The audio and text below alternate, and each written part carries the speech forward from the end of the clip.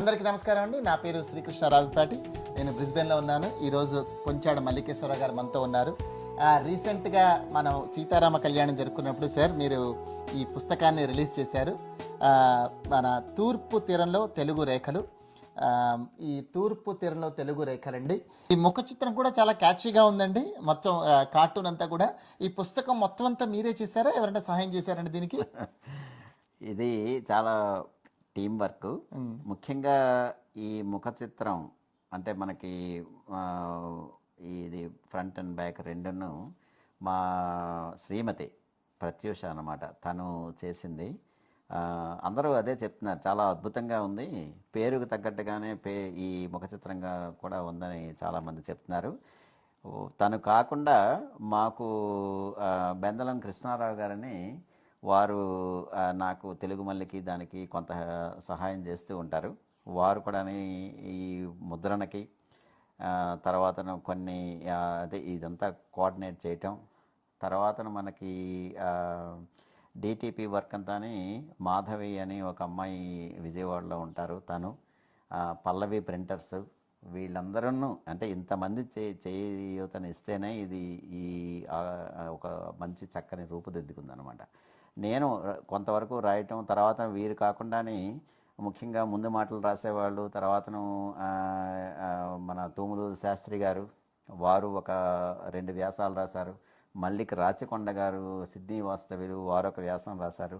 ఇలా బొమ్మకంటి అచ్యుత కుమార్ గారు, వారు ఏంటంటే 1975లో ఇక్కడికి వచ్చి ఏఎన్జెడ్ గ్రీన్లేస్ బ్యాంక్ చైర్మన్గా ఎదిగి, తర్వాతను ఇప్పుడు ప్రపంచ బ్యాంకుకి వారు ఒక కన్సల్టెంట్గా కూడా పనిచేస్తున్నారు. ఇప్పుడు అంటే 82-83 సంవత్సరాల వయసులో కూడా వారు ఇది చేస్తున్నారు. అటువంటి వారు ముందు మాట రాయటం. అయితే ఇదంతా ఏంటంటే మనకి ఇక్కడ వాళ్ళే ఎక్కువగా మనకు సహాయం చేసి ఈ పుస్తకం ఈ రూపురేఖలు ఇలా దిద్దుకోవటానికి చాలా సహాయపడ్డారు. వాళ్ళందరికీ కృతజ్ఞతలు తెలుపుకుంటున్నాను. అయితే ముందుగా ఈ తూర్పు తీరంలో తెలుగు రేఖలు చాలామంది అదే అడిగారు అన్నమాట.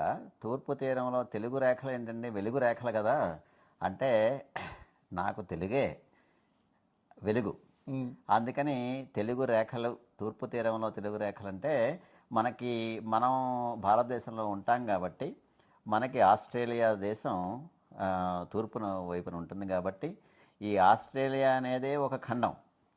ఆ ఖండం అంతా మీకు సముద్ర తీరంగా ఉంటుంది కదా. ఇక్కడ ఉన్న చాలా నగరాలు సముద్ర తీరంలోనే ఉంటాయి. అందుకని అందులోనే మన తెలుగు వారు 60 ఏళ్ల క్రితం ఇక్కడకు వచ్చింది. అక్కడి నుంచి అంటే 2023లో మనం 60 ఏళ్ళు పూర్తి చేసుకున్న సందర్భంగా వ్రాసినటువంటిది. అంటే తెలుగు సాంప్రదాయంలో ఇది షష్ఠి పూర్తి అనేది ఒక మహోత్కృష్టమైనటువంటి సాంప్రదాయం కాబట్టి ఆ సందర్భంగా రాసినటువంటిది. దానికి తూర్పు తీరంలో తెలుగు రేఖలని పేరు పెట్టడం జరిగింది. అయితే చాలా మంచి విషయం చెప్పారంటే 60 సంవత్సరాలైంది తెలుగు వాళ్ళు వచ్చి. అంటే ఏమిటి, దాదాపు 63 అయ్యా, దాని గురించి చెప్పండి అయ్యా. 63లో వచ్చారా తెలుగువారు? అంటే 1963లో మన మొట్టమొదటి తెలుగువారు ఇక్కడికి వచ్చి స్థిరపడ్డవారు. అంతకుముందు ఒకళ్ళిద్దరు వచ్చారు, ఏదో ఒక 3 నెలలు 6 నెలలు ఒక అసైన్మెంట్లో వచ్చి వారు వెళ్ళిపోవడం జరిగింది. కానీ డాక్టర్ దూరవాసుల మూర్తి గారని సిడ్నీ వాస్తవ్యులు, వారు 1963లో వచ్చి ఇక్కడ స్థిరపడి తర్వాతను అంటే అదేనమాట మొట్టమొదటి మన వాళ్ళ ప్రయాణం. ఇంకా 63లో వచ్చి 23 వరకు అంటే మనకి 60 సంవత్సరాలు పూర్తయింది. My God. అయితే అయ్యా, ఈ పుస్తకం గురించి ఇంకొన్ని విషయాలు చెప్పండి. దీంట్లో అంటే ఏమి మన రీడర్స్ ఏమి ఎక్స్పెక్ట్ చేయొచ్చు, దేని గురించి ఎక్కువగా ప్రస్తావించారు, దాని గురించి. తప్పకుండా. ఇందులో మొట్టమొదటగా అంటే నేను దశకాల వారీగా ఆ దశకాలు అంటే 1960లోను వచ్చిన వాళ్ళు 60 దశకంలో, అలాగే 1970లో కొంతమంది వచ్చారు, 80లో కొంతమంది వచ్చారు. అప్పటి వరకు 60, 70, 80 వరకు చాలా తక్కువ, అంటే పదుల సంఖ్యలోనే, ప్రతి నగరంలోనూ పదుల సంఖ్యలోనే ఉండేవాళ్ళు. వాళ్ళు వచ్చినటువంటి సమయంలో వాళ్ళ తాలూకా సాధక బాధకాలు, ఎందుకని అంటున్నానంటే మూర్తి గారు 63లో వచ్చి మొట్టమొదట ఇంకొక తెలుగు వారిని కలవడానికి 7 సంవత్సరాలు పట్టిందని చెప్పారు.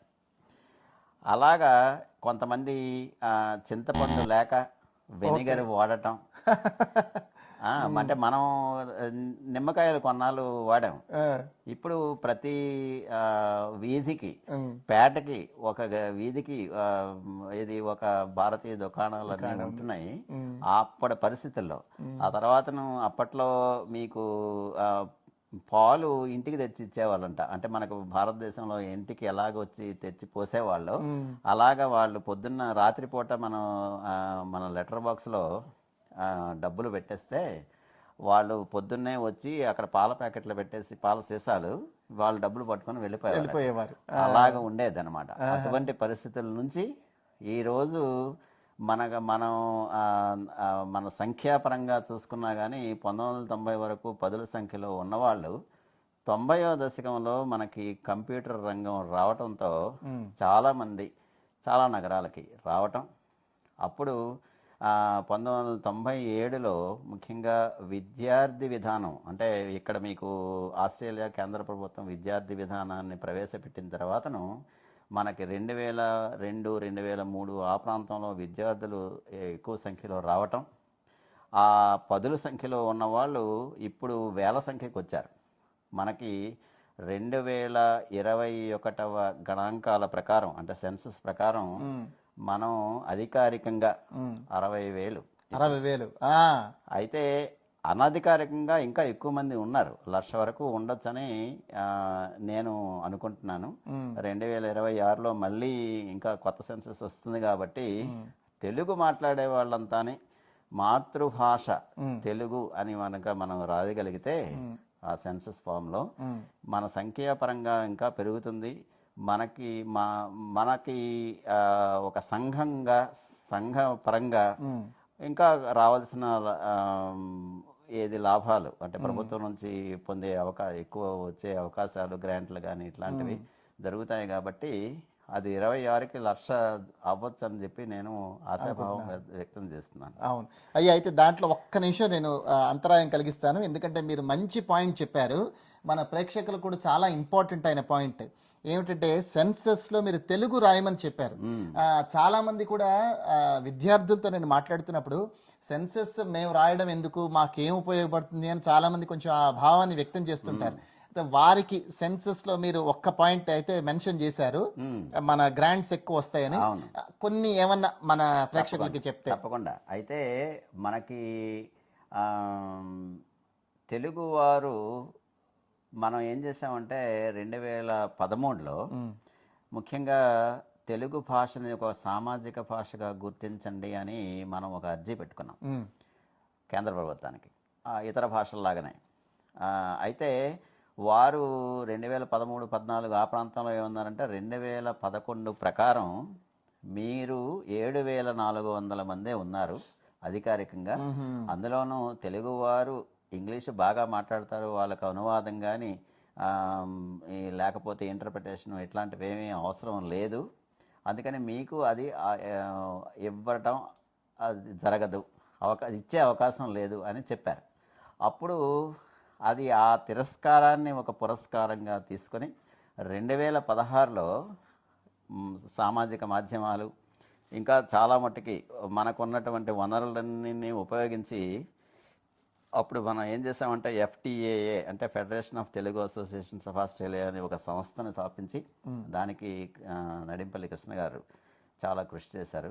ఇంకా వారికి మేమంతా చుట్టుపక్కల చాలా సహాయం చేసి ఆ సంస్థను స్థాపించి ఆ సంస్థ ద్వారా అందరినీ అడిగాం, మీరు ఈ 2016లో తప్పకుండా తెలుగు మాట్లాడే వాళ్ళందరూ తెలుగు భాష మాతృభాషగా మాది మాతృభాషని రాయండి అని చెప్తే ఆ 7,400 35,000 అయింది. 35,000 అవ్వడంతో 2020 జూన్ 15వ తేదీన మనకి కేంద్ర ప్రభుత్వం తెలుగు భాషని ఒక సామాజిక భాషగా, కమ్యూనిటీ భాషగా వాళ్ళు గుర్తించారు. దానివల్ల ఏమవుతుందంటే ఇప్పుడు పర్మనెంట్ రెసిడెన్సీకి ఎవరెవరైతే అప్లై చేస్తున్నారో వాళ్ళకి ఒక పరీక్ష రాస్తే 5 పాయింట్లు రావటం.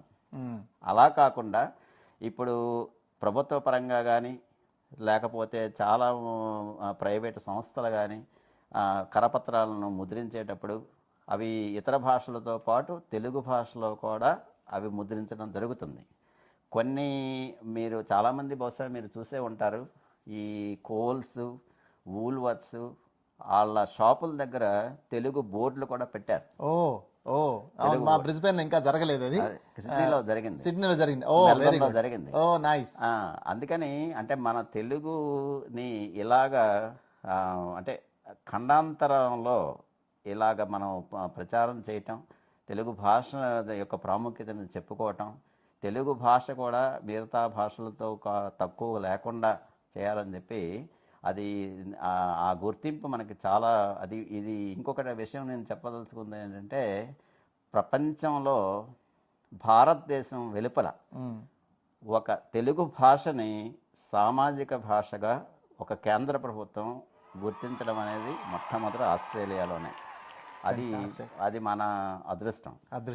Fantastic sir. అది అందుకని మనం తెలుగు భాషని ఇంకా ఇప్పుడు 60,000 మంది, అది 1,00,000 మంది అయితే ఇప్పుడు, ఎందుకంటే మన వాళ్ళు ఇంతకు ముందు అయితే ఏదో వచ్చిన వాళ్ళు ఒక వైద్య రీత్యా విద్యావేత్తలుగా, మొదట్లో వచ్చిన వాళ్ళు ఎక్కువగా శాస్త్రవేత్తలుగాను, విద్యారంగంలోను, వైద్య రంగంలోనూ వచ్చేవాళ్ళు. ఇప్పుడు అలా కాదు. 2020 అంటే 2003-4 ఆ ప్రాంతంలో విద్యార్థులు వచ్చిన తర్వాతను ఎక్కువ మంది వచ్చారు కాబట్టి మనకి కొంత ఉద్యోగాలు కూడా తగ్గిపోయాయి, అందరికీ దొరకలేదు. అయితే దానివల్ల మనకి వచ్చినటువంటి లాభం ఏంటంటే ఈ కొత్త తరం వచ్చి, కొత్త కెరటాలు వచ్చి వాళ్ళ ఆలోచన దృక్పథం మారిపోయింది. ఎందుకంటే మనం ఎప్పుడు ఈ blue collar, white collar jobs గురించే ఎందుకు మనం చూసుకోవాలి, ఇంకా వేరే ఇతర రంగాలు ఎందుకు వెళ్ళకూడదు అని వ్యాపార రంగంలోనూ ఇతర రంగాల్లో కూడా వాళ్ళ తాలూకా ప్రతిభని మెరిపించారన్నమాట. సో దానివల్ల ఏమైంది, మనకి అప్పట్లో ఉన్నటువంటి ఎక్కడో ఒక దుకాణం ఉండి, మా మెల్బర్న్లో నాకు తెలిసిన వాళ్ళు ఒక దోశ ఇడ్లీ తినాలంటే 50 కిలోమీటర్లు వెళ్ళేవాళ్ళు. 50 కిలోమీటర్లు. ఆ దోశ ఇడ్లీ మనమే ఎందుకు చేసుకోకూడదు, మనమే ఒక రెస్టారెంట్ పెట్టకూడదు ఎందుకు అనే ఆలోచనతో కొత్త ఆలోచనలు వచ్చి కొత్త కెరటాలు అలాగా దాని మూలంగా మన తాలూకా ప్రతిభ ఇతర రంగాల్లో కూడా వ్యాపించింది. ఈ వ్యాపించడంలో ఇప్పుడు మనకి వ్యాపార రంగంలో చాలా మంది ఉన్నారు. తర్వాతను విద్యార్థులుగా వచ్చిన వాళ్ళు విద్యా సంస్థలనే స్థాపించారు కదా. అవును. ఇంకా అది కాకుండాని రాజకీయ రంగంలో కూడా ఇప్పుడే అడుగులు పెడుతున్నారు. ఇలా రకరకాలైనటువంటి రంగాల్లో మన ప్రతిభని ఎక్కువగా చూపించడం జరుగుతుంది. అందుకని మనకి ఇంకా మన ఏది సంఖ్యాపరంగా మనకి ఎక్కువగా ఉంటే అది ఇంకా మన ఏమైనా చట్టరీత్యా పార్లమెంట్లోకి వెళ్ళి మన చట్టాలు మనకి అంటే అనుకూలంగా కాదు, ఈ వలసదారులకి వాళ్ళందరికీ ఉపయోగకరంగా అందరికీ సమతుల్యంగా ఉండేట్టుగా మనం చేసుకునే అవకాశం ఉంటుంది. కాబట్టి మీరు 26లో జరిగేటువంటి ఏది సెన్సస్ ఏదైతే ఉందో దానిలో మీరు తెలుగు గనక మాట్లాడగలిగితే మీ మాతృభాషని తెలుగు అని మీరు తప్పకుండా రాస్తే మనకి చాలా ఉపయోగపడుతుందని నేను మనవి చేసుకుంటున్నాను. Thank you sir, thank you. యాక్చువల్గా మనం కొంచెం డైవర్ట్ అయ్యామండి, కానీ అది చాలా ఇంపార్టెంట్. ఎందుకంటే సెన్సెస్లో తెలుగు రాయడం అనేది ఎంత ఇంపార్టెంట్ సార్ చెప్పినట్టుగా నేను కూడా రిక్వెస్ట్ చేస్తున్నానండి అందరూ తెలుగు రాయమని. అయ్యా మళ్ళీ ఒకసారి పుస్తకాన్ని వస్తే మీరు చాలా చాలా మంచి విషయాలు చెప్పారండి. అంటే ఇంతకుముందు వచ్చినప్పుడు ఒక్క సెక్టర్లోనే రావడం జరిగింది మన తెలుగు వాళ్ళు, కానీ ఇప్పుడు రాజకీయంగా కూడా ఉన్నారు అనే విషయం చాలా ఇంట్రెస్టింగ్ గా ఉంది. విద్యా సంస్థలు పెట్టడం కూడా ఇంట్రెస్టింగ్ గా ఉంది. అయ్యా మరి వారి గురించి ప్రస్తావించారండి పుస్తకంలో? అయితే ఈ పుస్తకంలో మన వాళ్ళు మొదట్లో వచ్చిన వాళ్ళ తాలూకా కథనాలే కాకుండానే వాళ్ళు పడిన కష్టాలే కాకుండా కొంతమంది వ్యక్తిగతంగా వాళ్ళు మన తెలుగు సమాజానికి, ఆస్ట్రేలియా సమాజానికి వాళ్ళు అందించినటువంటి సేవలు వాళ్ళ గురించి రాయటం జరిగింది. తర్వాతను చాలా ఏది ఈ తెలుగు సంఘాలు ఈ తెలుగు సంఘాలు మనకి మొదలైనవి. ఇప్పుడు మొట్టమొదటి తెలుగు సంఘం మెల్బర్న్ తెలుగు సంఘం 1992లో, 93లో సిడ్నీ తెలుగు సంఘం. అలాగా మిగతా తెలుగు సంఘాలు చాలా మట్టుకి 2000 తర్వాతనే వచ్చాయి. మిగతా బ్రిస్బెన్ నగరం అనండి, లేకపోతే నేను క్యాన్బెరా అనండి, పర్త్ అనండి, ఇట్లా రకరకాలుగా వాళ్ళ గురించి కూడా విపులంగా రాయటం జరిగింది. అవే కాకుండా మీకు చాలామంది వ్యక్తిగతంగా సంస్థాపరంగా ఈ సంగీత నృత్య కళాశాలలు కూడా నడిపిస్తున్నారు, మన వాళ్ళకి చెప్తున్నారు. మన వాళ్ళకి చెప్పడమే కాకుండానే ఇక్కడ స్థానికులకి భారతీయ సంస్కృతి, భారతీయ సంగీతం, భారతీయ నృత్యం వాటి గురించి కూడా చెప్పడం జరుగుతుంది రకరకాల వేదికల మీద. వాటి గురించి కూడా ఇక్కడ రాయటం జరిగింది. ముఖ్యంగా నేను చెప్పదలుచుకుంది ఏంటంటే, పెళ్ళిళ్ళ ప్రహసనం అని ఒక కథ రాశాను. అన్ని వ్యాసాలు అయితే బాగుండదు కదా అని. అప్పట్లో జరిగినటువంటి పెళ్ళిళ్ళ అంటే ఎలాగ జరిగేవి పెళ్ళిళ్ళు, అంటే వాళ్ళు ఎలా ఇక్కట్లు పడ్డారు, మన మానవ సంబంధాలు అప్పట్లో, అంటే పిల్లలతో పెళ్లి గురించి మాట్లాడాలంటే ఎన్ని ఇబ్బందులు పడేవాళ్ళు. ఈ ప్రహసనంలో, ఈ ప్రక్రియలో భార్యాభర్తలు కొంత వాళ్ళ తాలూకా సంభాషణలు సరదాగా అట్లా ఒక కథ కూడా రాశాను. ఆ కథతో పాటు మీకు అదే కొన్ని వ్యాపార సంస్థల గురించి కూడా రాశాను. నేను ఇందాక చెప్పాను కదా, అంటే దోస హట్ అందులో ఒకటి. వాళ్ళు ఎందుకంటే ఇంచుమించుగా మన ఆస్ట్రేలియాలో 25 బ్రాంచ్లు ఉన్నాయి వాళ్ళకి. 25 నైస్. 2011-12 ఆ ప్రాంతంలో వాళ్ళు 2007లో అనుకుంటాను వాళ్ళు మొదలుపెట్టింది, కానీ ఇప్పటికి 25 ఉన్నాయి వాళ్ళకి. అలా విస్తృతంగా చాలా మట్టుకి ఇప్పుడున్న పరిస్థితులు, తర్వాత విద్యార్థులు ఎప్పుడెప్పుడు అంటే ఏ సంవత్సరంలో ఎంతెంతమంది వచ్చారు, ఇప్పటికి ఎంతమంది ఉన్నారు, వాటి గురించి రాయటం జరిగింది. తర్వాతను ముఖ్యంగా 2000 సంవత్సరం తర్వాతను మనకి ఆస్ట్రేలియాలో మనం ముఖ్యంగా తెలుగు వాళ్ళు రావటానికి ఏర్పడ్డ పరిస్థితులు, అంటే ఇక్కడ పరిస్థితులే కాకుండానే, అంటే ఇక్కడ వెసులుబాటే కాకుండా ప్రపంచంలో జరుగుతున్నటువంటి సంఘటనలు. అంటే ఒక ఉదాహరణకి 2001లో మనకి ఇది సెప్టెంబర్ 9/11 జరిగింది. అలాగే కెనడా, యూరోప్ దేశాల్లో వాళ్ళ తాలూకా వలస విధానాల్లో వచ్చిన మార్పులు దీనికి ఎలాగ తోడ్పడ్డాయి.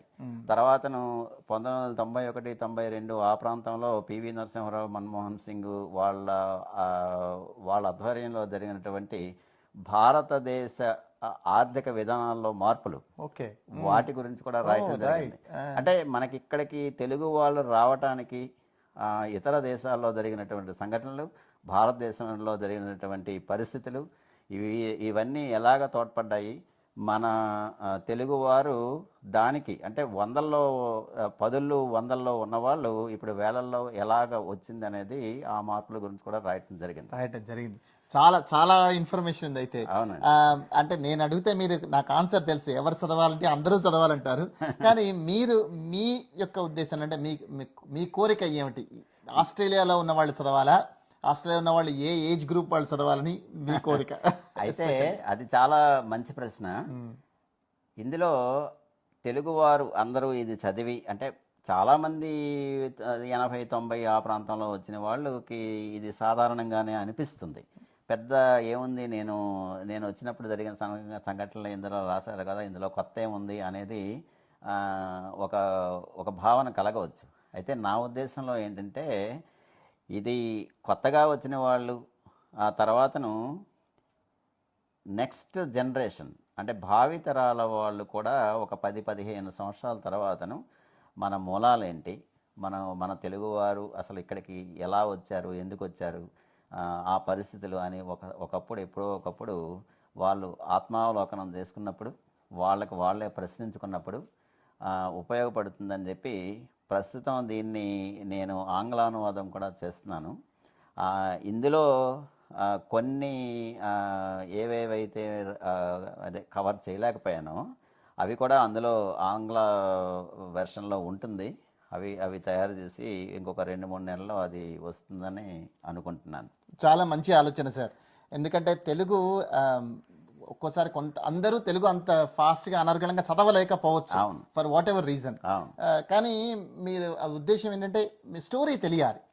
మీరు చెప్పినట్టుగా ముందు వచ్చే వాళ్ళకి భావి తరాలకి స్టోరీ తెలియడానికి చాలా ఇంపార్టెంట్. అవును. చాలా అదృష్టం అండి. నిన్న బ్రిస్బెన్లో మనం రిలీజ్ చేసుకున్న ఈ పుస్తకాన్ని సీతారామ కళ్యాణంలో తెలంగాణ అసోసియేషన్ ఆఫ్ క్వీన్స్లాండ్ వారి ఆధ్వర్యంలో ప్రోగ్రామ్ జరుగుతున్నప్పుడు రాముల వారి ఆశీర్వాదం. అయ్యా, ఈ పుస్తకాన్ని ఇంకా ఎక్కడెక్కడ రిలీజ్ చేశారండి? తప్పకుండా. ఇది మొట్టమొదటగా మెల్బర్న్ నగరంలో అక్టోబర్ 1వ తేదీన ఇది ఆవిష్కరించడం జరిగింది. తర్వాతను అదే నెల అక్టోబర్ 7వ తేదీన మన సిడ్నీ జనరంజని రేడియో వాళ్ళ ఆధ్వర్యంలో జరిగినటువంటి వాళ్ళ 10వ వార్షికోత్సవంలో ఇది సిడ్నీలో ఆవిష్కరించడం జరిగింది. తర్వాత నవంబర్ అనుకుంటాను, నవంబరు లేకపోతే అక్టోబర్ చివరిలో క్యాన్బరా తెలుగుబడి 10వ వార్షికోత్సవం సందర్భంగా వారు నన్ను పిలవడం జరిగింది. అప్పుడు కూడా ఈ పుస్తకాన్ని క్యాన్బరాలో ఆవిష్కరించడం జరిగిందండి. ఇది చాలామంది వాళ్ళు ఇటువంటి ఒక పుస్తకం రావటం అనేది చాలామంది శ్లాఘించారు దీని గురించి. అయితే ఇక్కడే కాకుండానే ఇప్పుడు మొన్న మీరు అన్నట్టుగాను శనివారం నాడు ఆదివారం నాడు ఇక్కడ ఇది మన క్వీన్స్లాండ్ తెలంగాణ అసోసియేషన్ వాళ్ళు శ్రీరామ కళ్యాణం చేసినప్పుడు వారు కూడా ఇక్కడ చేయటం చాలా మంచి సంఘటన. వాళ్ళకి నేను అందరికీ కృతజ్ఞతలు చెప్పుకుంటున్నాను. అయితే భారతదేశంలో ముఖ్యంగా మన కేంద్ర ప్రభుత్వం వారి సాహిత్య అకాడమీ వారు ఇది ఢిల్లీలో, అంటే నేను గత డిసెంబర్లో వెళ్ళినప్పుడు ఢిల్లీలో వాళ్ళ ప్రాంగణంలో దీన్ని ఆవిష్కరించడం అది మన అదృష్టం. ఎందుకంటే కేంద్ర సాహిత్య అకాడమీ భారతదేశం అనగానే అది ఒక ఉన్నతమైనటువంటి సంస్థ. వారు అక్కడ కార్యదర్శి మన కృత్తివెంటి శ్రీనివాసరావు గారు ఈ పుస్తకాన్ని చూసి మనం తప్పకుండా ఇది ఇక్కడ ఆవిష్కరించాలి అని చెప్పి ఆవిష్కరించడం, దాని గురించి నన్ను ప్రసంగించడం, అంటే నేను దీని గురించి చెప్పాను, ఎందుకు చేసాము ఏం చేసాము అన్నది. అయితే ఇది ఒకటి. రెండోది, ఆంధ్ర విశ్వవిద్యాలయం విశాఖపట్నం వాళ్ళు ఈ పుస్తకాన్ని ఇంకా పరిశోధనకు తీసుకుని ఇంకా ఏవేవైతే మనం ఇది అంటే మన ఏది భాష గురించి కానీ ఇక్కడ జరుగుతున్నటువంటి సాంస్కృతిక కార్యక్రమాలు, భాష ఉన్నతి, భాష పురోభివృద్ధి, ఇవన్నీ వీటన్నిటి గురించి ఇంకా ఏమేమి చేస్తే బాగుంటుందని మార్చి 1వ తేదీన పుస్తకావిష్కరణ జరిపించి 2 రోజులు ఒక డయాస్పోరా సాహిత్యం అనే ఒక సదస్సును నిర్వహించి మన ఆస్ట్రేలియాలో మీతో సహా చాలామంది ఆస్ట్రేలియా, న్యూజిలాండ్ నుంచి వివిధ అంశాల మీద మాట్లాడటం, దాని మీద వాళ్ళొక సంకలనాన్ని ఇప్పుడు ముద్రిస్తున్నారు. అందులో ఏమన్నా ఇంకా మంచివి ఏమన్నా ఉంటే, అంటే అంశాలు ఉంటే వాటి మీద ఇంకా పరిశోధన చేయాలని చెప్పి వాళ్ళు ఆలోచనలో కూడా ఉన్నారు. అది చాలా శుభపరిణామం.